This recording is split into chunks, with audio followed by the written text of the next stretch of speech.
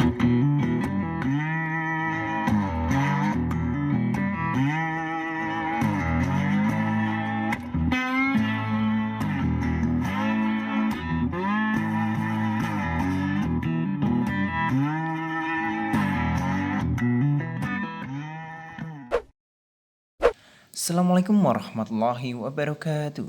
Kembali lagi bersama saya Arfian Nafis Arzan. Nah, pada pertemuan kali ini kita akan melanjutkan pertemuan yang kemarin di mana kita membahas mengenai penentuan delta H reaksi.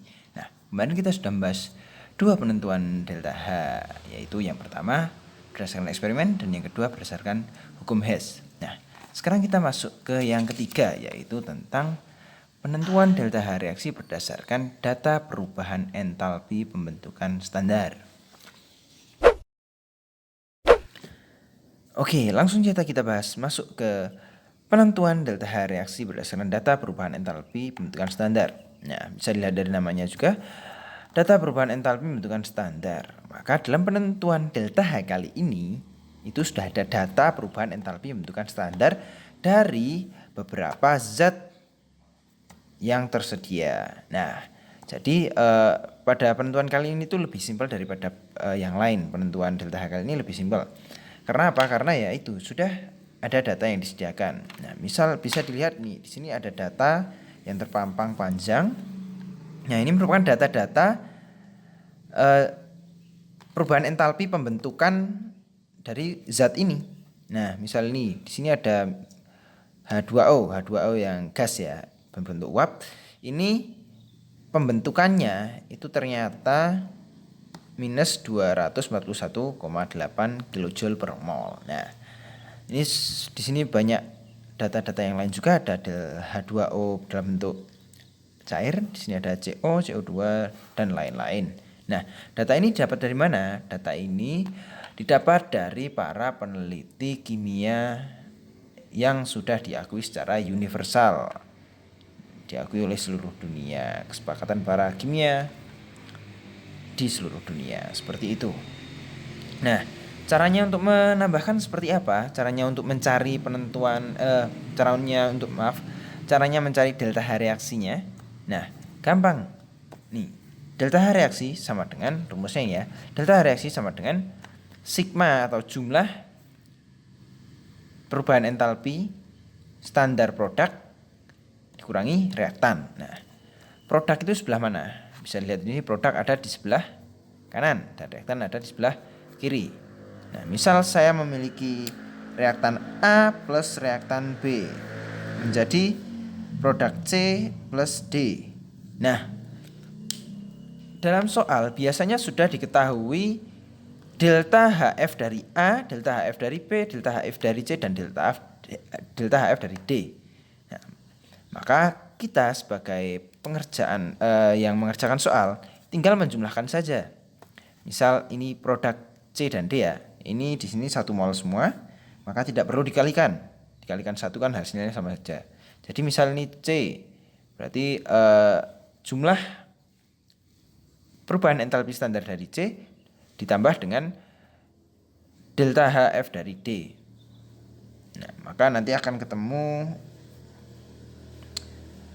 misalkan saya X lah, X di sini ya, X delta H sama dengan X dikurangi yang reaktan, yaitu yang AB. Ini AB, di sini saya tulis Y. Ini X ya. Nah, jadi seperti ini. Simpel sekali bukan? Ya, langsung saja kita ke contoh soalnya biar tidak pusing.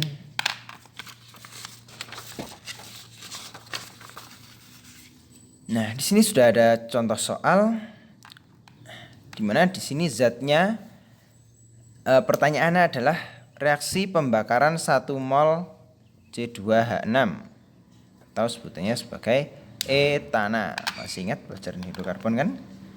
Nah, reaksi pembakaran etana dengan reaksi yang sudah diketahui. Nah, kalau dalam reaksi ini yang produk yang mana? Ya, tepat sekali. Yang produk adalah yang sebelah kanan. Ini produk ya, P. Oh ya sudah, ini produk. Nah, saya tulis saja Terus yang sebelah kiri adalah reaktan. Nah, maka untuk penentuan delta H-nya itu tinggal menggunakan rumus yang tadi. Delta H sama dengan sigma delta HF produk kurangi sigma delta HF reaktan. Seperti itu ya. Nih.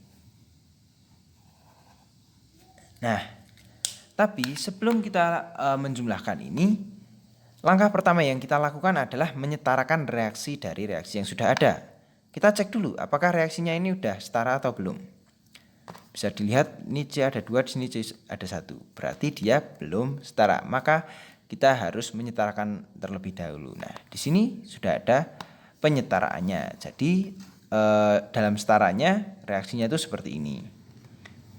Jangan sekali-kali mengubah yang awal ya, karena di sini penentuan delta H reaksi karena 1 mol C2H6 ya. Maka C2H6 ini harus tetap 1.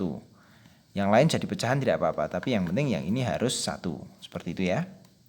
Nah, ini sudah ada persamaan reaksi yang sudah disetarakan. Maka kalau sudah setara seperti ini, langsung kita masukkan data-data yang di sini ke rumus yang ini. Oke, yang pertama yaitu produk ada CO2 dan H2O. Nah, di sini CO2-nya dikalikan 2 karena di sini ada 2 mol. Nah, di sini 2 mol dikalikan delta HF CO2 yaitu minus 393,5 kJ per mol. Nah, di sini dikalikan 2 ditambah di sini ada 3 mol H2O. Maka 3 mol dikalikan delta HF-nya H2O. Delta HF H2O liquid di sini ada min 285,8 kJ per mol. Nah, di sini ya. Nih. Terus dikurangi yang sebelah kiri yaitu yang reaktan, yaitu delta HF-nya C2H6 di sini min 84,7 sini plus O2. Nah, sesuai data yang sudah kita ketahui tadi bahwa pembentukan O2 itu adalah 0 kJ per mol. Nah, maka di sini ditulis 0. Nah, jadi kalau dijumlahkan hasilnya adalah min 1559,7 kJ per mol. Karena tadi kita mencarinya mol. Seperti itu ya. Ya, itu tadi penentuan delta H reaksi berdasarkan data delta HF atau perubahan entalpi standar. Nah, untuk yang kali ini kita akan langsung melanjutkan ke yang nomor 4 atau yang terakhir, yaitu penentuan delta H reaksi berdasarkan data energi ikatan. Nah, pada penentuan delta H reaksi berdasarkan data energi ikatan ini, kita menentukan delta H reaksi itu berdasarkan energi ikatan tiap ikatan unsur di dalam sebuah senyawa. Nah, di sini sudah ada data, bisa dilihat di sini ada ikatan hidrogen dan hidrogen yang memiliki energi 436 kJ per mol. Nah, begitu juga dengan yang lain.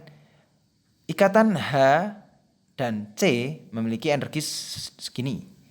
H dengan N segini, C dengan C segini, dan lain sebagainya. Bisa dibaca sendiri ya teman-teman. Nah, itu sangat banyak dan itu berdasarkan dari mana?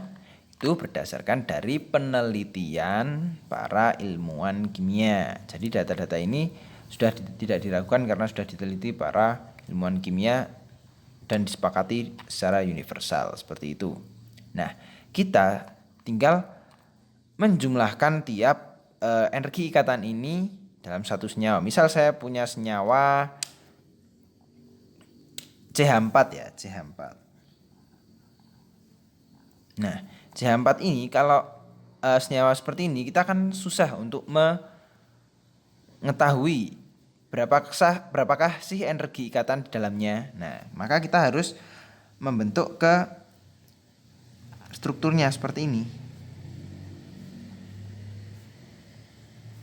Nah, jika sudah seperti ini bisa terlihat bahwa di situ ada ikatan antara hidrogen dan karbon.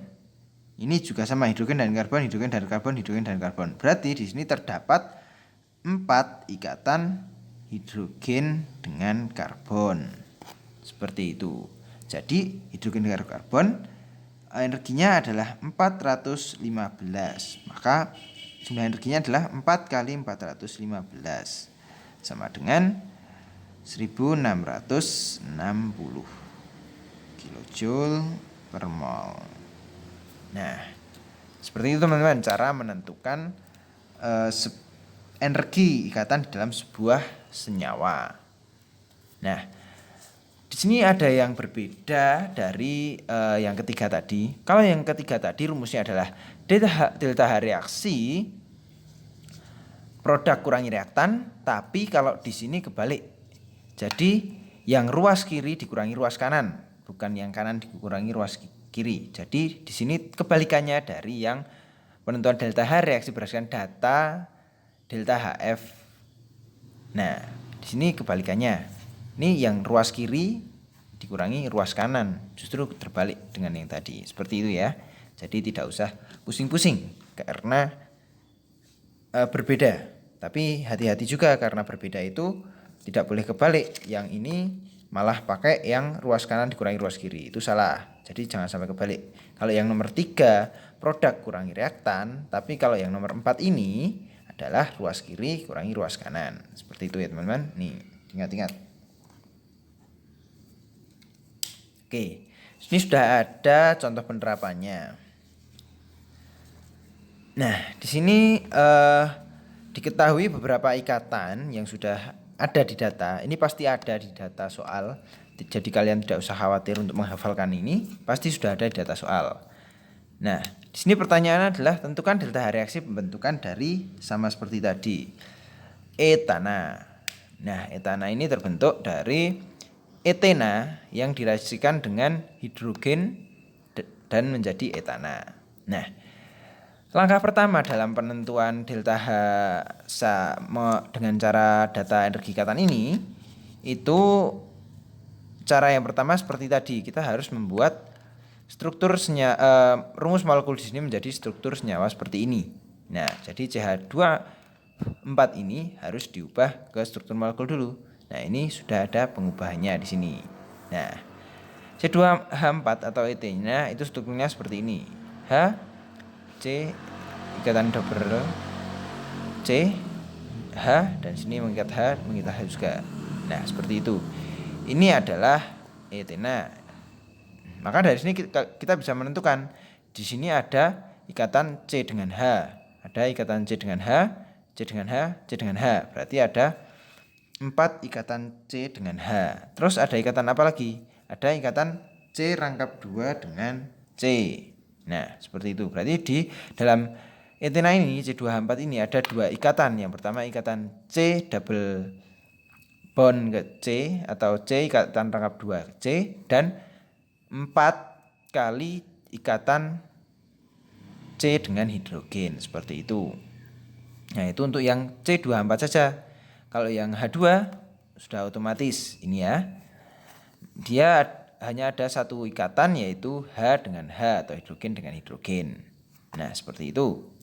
Terus yang C2H6 ini kita juga jadikan rumus molekulnya, struktur molekulnya seperti ini. Nah, jadi di sini ada C mengikat H. Jadi mengikat H-nya ada 6. Di sini ada berapa jenis ikatan? Ya, benar sekali. Ada satu jenis ikatan yaitu ikatan antara C dengan H saja. Tapi ada 6. Nih 1, 2, 3, 4, 5, 6. Nah, seperti itu. Ada 6 ikatan H dan C. Oke. Tadi sudah kita sebutkan ya jenis ikatannya. Sekarang kita akan menghitungnya. Langsung kita masukkan ke rumus. Rumusnya itu yang sebelah kiri, di ruas kiri kurangi ruas kanan. Nah, ruas kiri juga bisa disebut sebagai pemutusan. Delta E pemutusan atau ruas kiri ya. pembentukan itu ruas kanan. Nah, seperti itu. Jadi tidak usah bingung. Ruas kiri kurangi ruas kanan. Maka yang ruas kiri kita jumlah. Tadi ada berapa? Ini ada 4 ikatan CH ya. Ada 4 ikatan CH di sini, 4 ikatan C dan H. Energinya nanti kita akan menjumlahkannya, dan hanya ada 1 C double bond C atau C ikatan rangkap 2C ini 1 kali C ikatan rangkap 2C. Nah, setelah ini kita setelah yang satu senyawa ini kita menjumlahkannya lagi dengan senyawa yang ditambahkan yaitu H2. Kita jumlah di sini. Kan itu ada satu ikatan H dan H. Ini 1 kali ikatan hidrogen dan hidrogen. Setelah ini kita menguranginya dengan yang ruas sebelah kanan yaitu C2H6. Di sini tadi ada apa aja saja? Ya, cuma ada 1 ya. Yaitu ikatan C dan H tapi ada 6. Nah, di sini C dan H dan 6. Oh, maaf, ternyata di sini ada ikatan C dan C. Nah, di sini ada 2 berarti ya ikatan di sini, C dan C dan C dan H. Seperti itu ya. Ini ada 6 CH dan ada 1 ikatan antar C tapi hanya ikatan tunggal, bukan ikatan rangkap di sini. Nah, energinya dimasukkan di sini, dimasukkan di sini. Nah, kalau sudah kita tinggal memasukkan angka-angkanya, dimasukkan di sini. Nah, di sini sudah ada angka-angkanya. Sehingga jika dijumlah hasilnya adalah minus 135 kJ per mol. Nah, jadi seperti itu. Simpel saja bukan? Nah, mungkin cukup itu materi yang perlu saya sampaikan pada pertemuan kali ini. Dan materi ini merupakan materi terakhir yang kita pelajari di materi termokimia. Seperti itu ya teman-teman. Nah, mungkin itu saja. Jika ada salah kata saya mohon maaf. Jangan lupa di rumah juga tetap semangat. Jangan lupa belajar dan jaga kesehatan. Seperti itu ya teman-teman. Oke, saya akhiri pertemuan kali ini. Wassalamualaikum warahmatullahi wabarakatuh. See ya.